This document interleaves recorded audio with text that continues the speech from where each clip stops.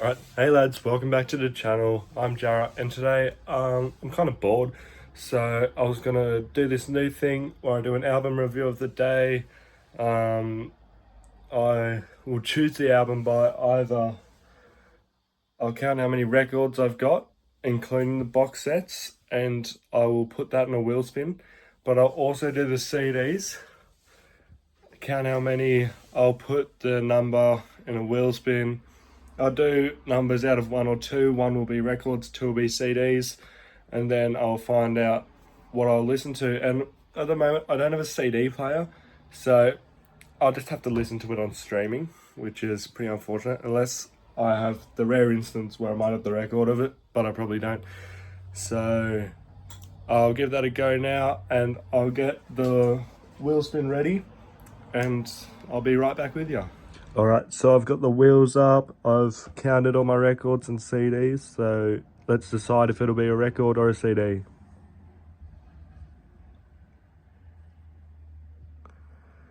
It'll be a CD today, so that means I'll be listening to it on my speaker. And we got 56 CDs in the collection, so let's see which one it is.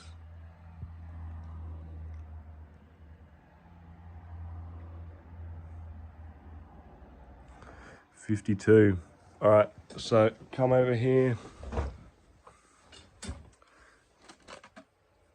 This is the end, so 56, 54, no, 56, 55, 54, 53, 52. So 56, 55, 54, 53, yeah. Never mind the bollocks, here's the Sex Pistols. I will give it a listen now, come back when it's done. So yeah, shouldn't be too long, it's a punk album.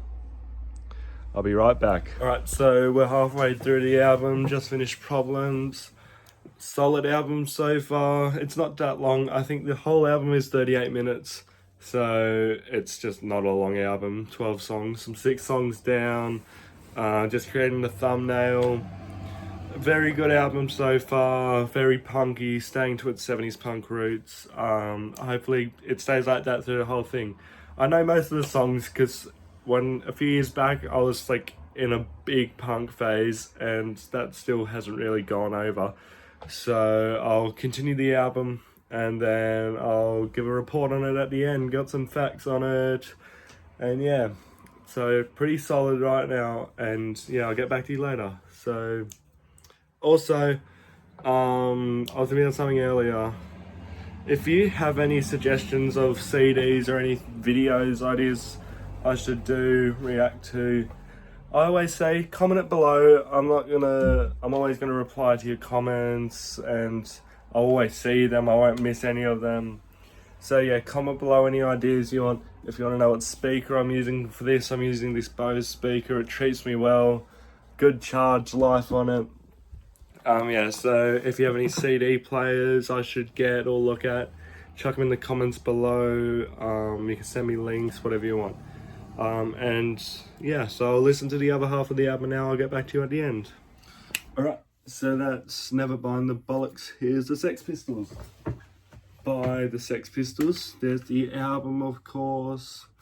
The back track list is Holidays in the Sun first, then Bodies, then No Feelings, then Liar, then God Save the Queen, one of their famous songs, then Problems, and 17, then their most famous song Anarchy in the UK, then Submission, Pretty Vacant, New York, then EMI. 12 songs on that one, 38 minutes.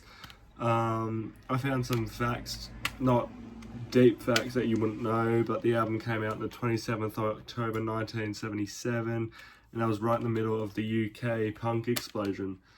It is their only studio album, which, if you only had one studio album, what an album it would be.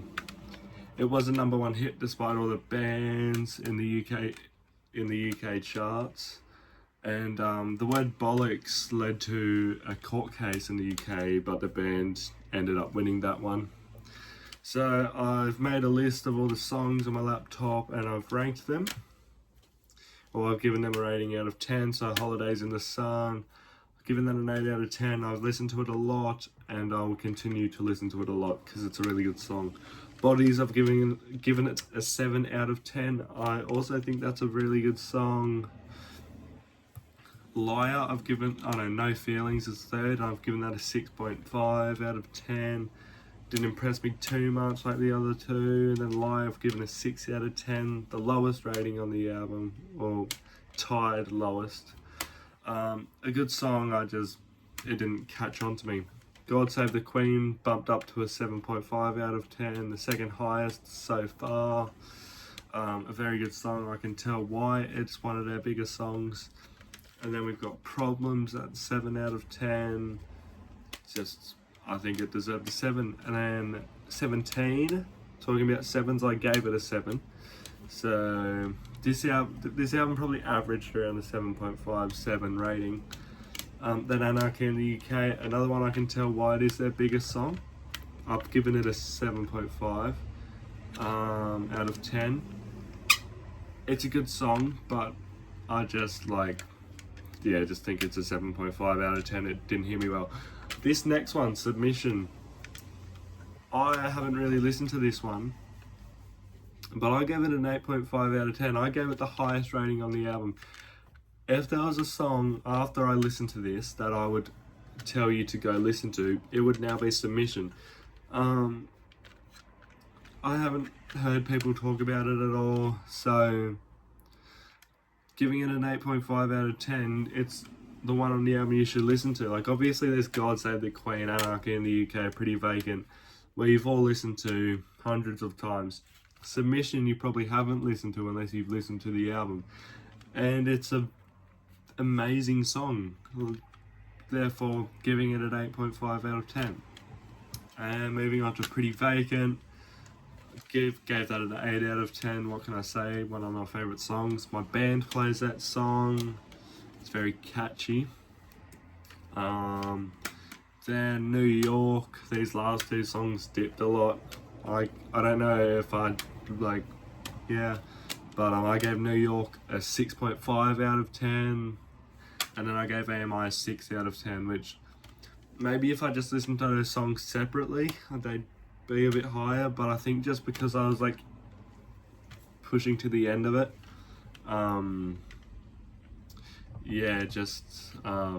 didn't really catch to me.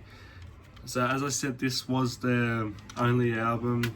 Unfortunately, the bass player Sid Vicious passed away on the 2nd of February in 1979 at the age of 21 in New York to a heroin overdose, which you don't love to hear that. Pretty bummed when I first heard that this was their only album, but yeah, I knew that before this.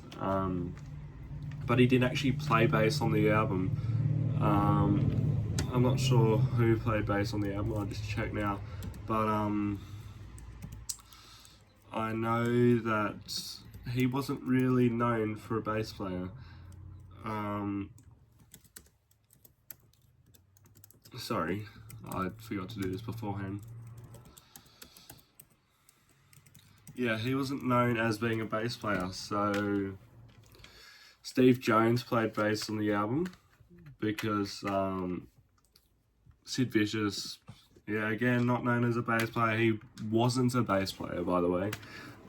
They brought him into the band for the looks because they thought he'd look good as a punk rocker. So that's why they brought him in. He had to learn bass from scratch. But yeah, he was a man. His stage presence, he'd do some crazy stuff. But yeah, so that's the album's back.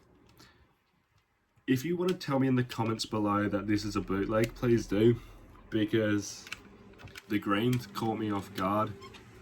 But yeah, inside. So if you have any suggestions for me and you want me to react to anything, I found another program I think I'll be able to use. So maybe I'll do a reaction video tomorrow. I'm going to start doing daily uploads if I can, just to try to get some more stuff out for you guys. Alright, so I hope you liked and subscribe, that'd be nice.